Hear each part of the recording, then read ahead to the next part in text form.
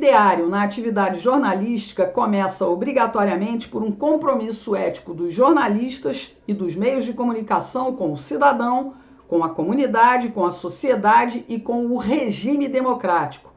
Nos ensina o jornalista Ciro Siqueira.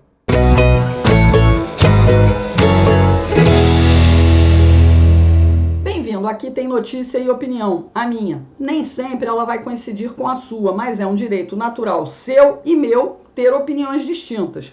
Que o Senhor abençoe a edição de número 97 desta sexta-feira, 18 de agosto de 2023. Eu sou jornalista por vocação e isso me exigiu passar no vestibular de 1980 para entrar na universidade. O diploma era exigência para o exercício da profissão, que foi regulamentada em 1969 pelo Médici. A lei foi ampliada em 1979 pelo Geisel, sim, os chamados, abre aspas, ditadores do regime militar, fecha aspas, asseguraram direitos e deveres para jornalistas. 40 anos depois, em 2009, o STF, Supremo Tribunal Federal, sempre ele, decidiu que não, que a lei nada valia e disse que qualquer pessoa, independente de formação universitária, pode se autodenominar jornalista. Por que eu comecei explicando isso? Porque eu aprendi no curso de jornalismo concluído em 1984 que, primeiro, jornalismo é informação fluente e pontual dos acontecimentos. Então, a notícia deve ser comprovada com precisão e verdade.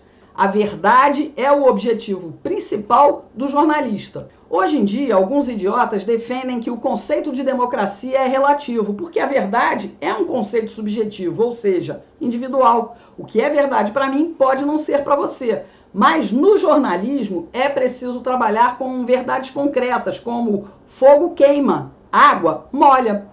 Para isso existe um código de ética que define que a divulgação da informação precisa e correta é dever dos meios de comunicação e deve ser cumprida independentemente de sua natureza jurídica, seja ela pública, estatal ou privada, e da linha política de seus proprietários ou diretores. A produção e divulgação da informação devem se pautar pela veracidade dos fatos e ter por finalidade o interesse público. O mesmo código de ética dita a conduta do profissional, cujo compromisso fundamental é com a verdade no relato dos fatos, razão pela qual ele deve pautar seu trabalho pela precisa apuração e pela sua correta divulgação. Por fim, o jornalista não pode usar o jornalismo para incitar violência, a intolerância, o arbítrio e o crime. Infelizmente, pouquíssimos profissionais de imprensa têm se pautado pela ética. A mentira e a distorção dos fatos virou rotina.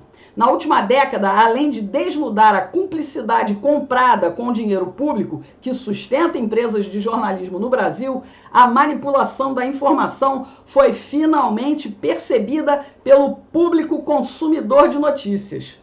Tá, tudo bem, manipulação de notícias sempre existiu, apesar da ética jornalística, mas a falta de ética nunca foi tão escancarada. Depois de completamente lobotomizados pela ideologia fascista do comunismo na formação universitária, a maioria dos jornalistas brasileiros passa por cima da ética em detrimento da verdade. Muitos fazem isso por idiotia, outros ganham muita grana. Nos últimos anos, ninguém colocou tanto o dedo nessa ferida quanto o ex-presidente Jair Bolsonaro. Ele abriu os olhos do público com relação à manipulação de notícias, à distorção de fatos e à própria publicação de fake news pela mídia. Sim, pela mídia. Isso transformou Bolsonaro no inimigo número 1 da imprensa brasileira. Não bastasse toda a perseguição na campanha de 2018 e durante os 4 anos de governo, agora a missão é concluir o trabalho destruindo a imagem dele de vez.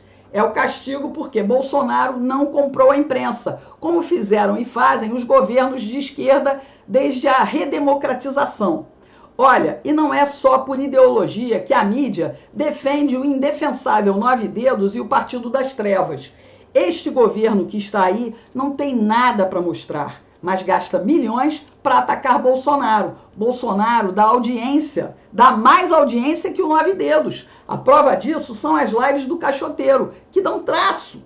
Mas qualquer manchete com o nome de Bolsonaro dá milhões de visualizações e audiência. Entendeu por que Bolsonaro não sai da mídia?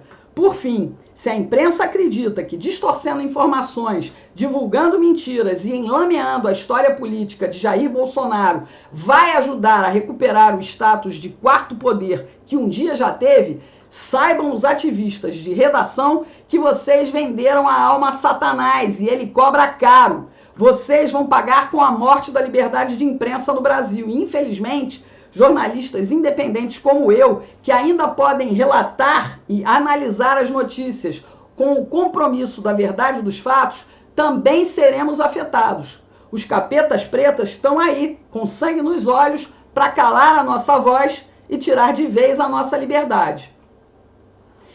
Antes de terminar, pessoal, eu quero pedir que, se você gosta do meu trabalho, curta, compartilhe esse vídeo e colabore comigo com qualquer quantia depositada na conta do meu irmão Marco Aurélio.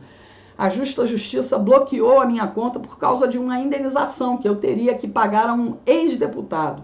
Qualquer ajuda é muito bem-vinda. Agradeço de coração. Até a próxima.